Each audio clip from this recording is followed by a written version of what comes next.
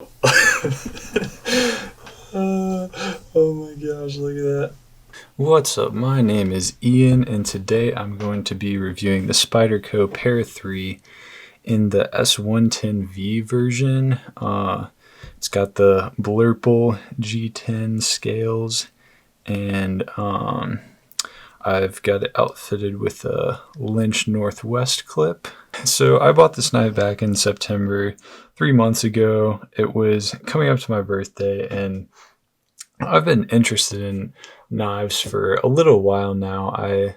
I got a Kershaw Link a while ago, and started watching kind of Blade HQ videos, and really just got interested in carrying knives. And it came around to my birthday, and which is in September, and I was like, I think I want to spend a good bit of money and get a really nice knife that I'm going to carry every day. And so I got into the research process of exactly what brand I wanted to get and what model, and really went to work trying to decide what I wanted to get.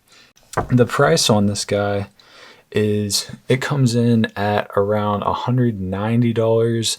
That's on Blade HQ or Knife Center. The MSRP on this guy is crazy. $270 if you, I guess, bought it from the Spyderco website. I would not do that. It's not worth that. It's a really nice knife, and it's got a good blade steel, but I don't think that it's worth almost $300.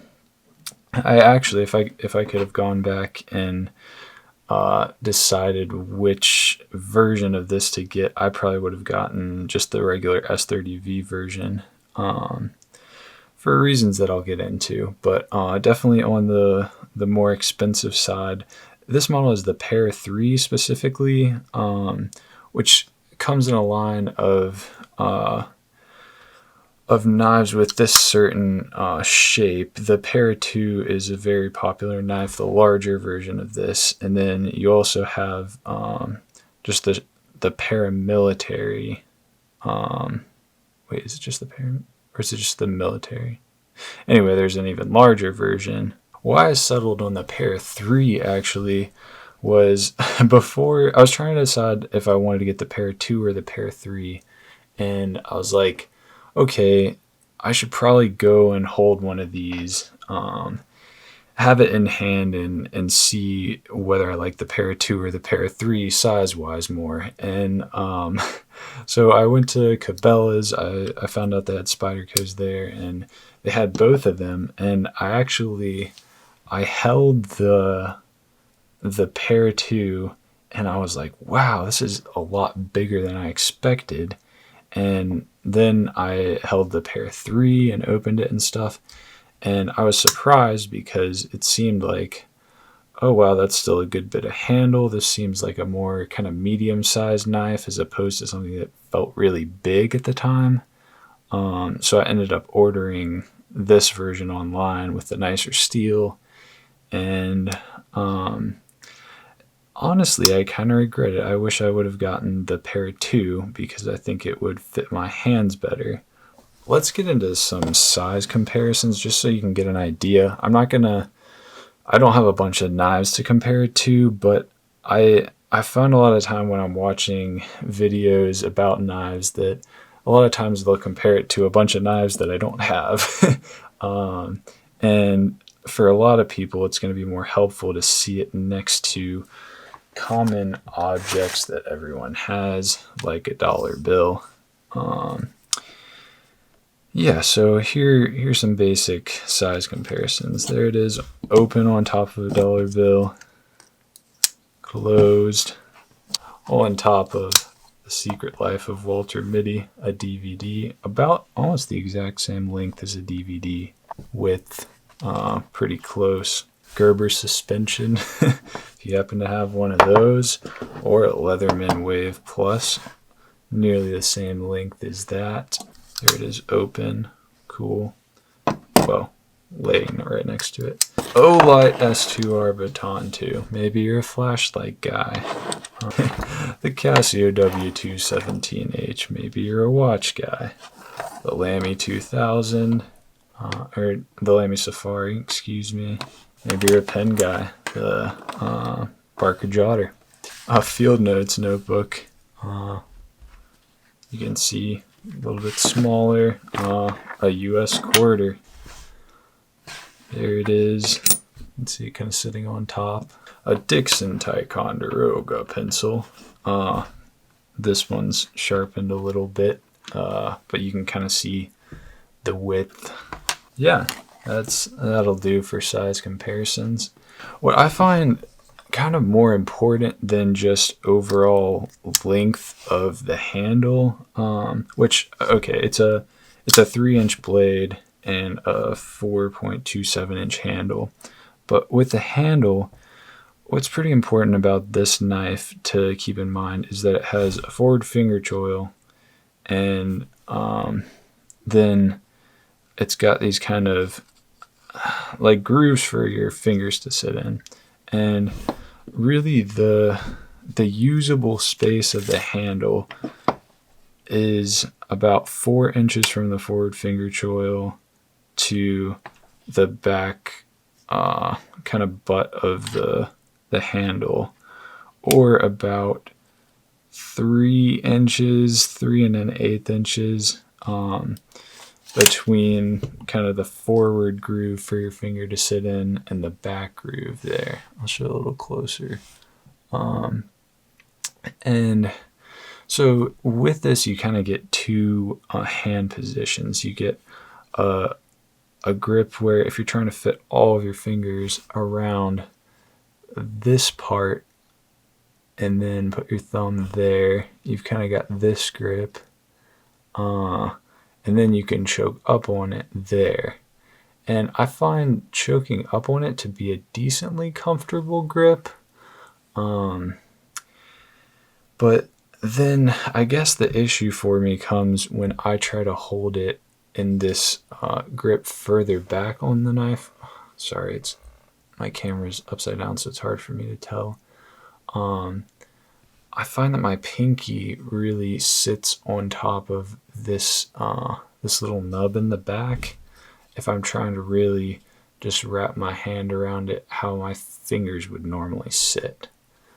Okay, as you can see, pinky kind of sits there. There we go. When I'm just holding it comfortably. Doesn't quite hang off the back. You still get a 4-finger grip, but it's not as good as I would like. With the Para 2, all 4 fingers are going to sit in that kind of space of the handle. So I guess my frustration with that is I was thinking this knife would be a kind of multiple grip where, I can choke up on it for more control, or I can have my hand back further. But it's really only very comfortable in this grip for me. And the other issue that I run into is it's got what's called a thumb ramp here, right here, where it goes up with jimping. You can see that jimping for grip. And the issue I find is my thumb naturally wants to sit there when I'm holding in that back grip. It wants to sit on top of that. I can move my hand back like that. You can see kind of more uncomfortably to sit behind that thumb ramp.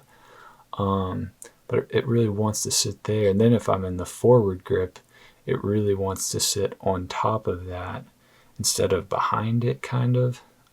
Like that, that's uncomfortable. I think in some other models, like the Native 5, where it's straight across on the back and doesn't bump up with that thumb ramp, you don't have that same problem with like the Native 5 or the Shaman or the Lil Native, just some other Spyderco models, or other brands like Benchmade with the bug out where it's just straight across. You don't have that issue.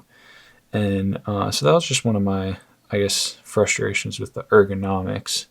But overall, they are really good. The clip I have on there is a Lynch Northwest clip. It comes with the Spyderco spoon clip. Either one of those is good ergonomically. You don't get hot spots. It's comfortable, and the scales are comfortable. These are the G10 scales, and they could be a little bit more rounded, but they're plenty comfortable. The jimping gives great grip, but is not going to cut you. I'll show you some of the jimping there.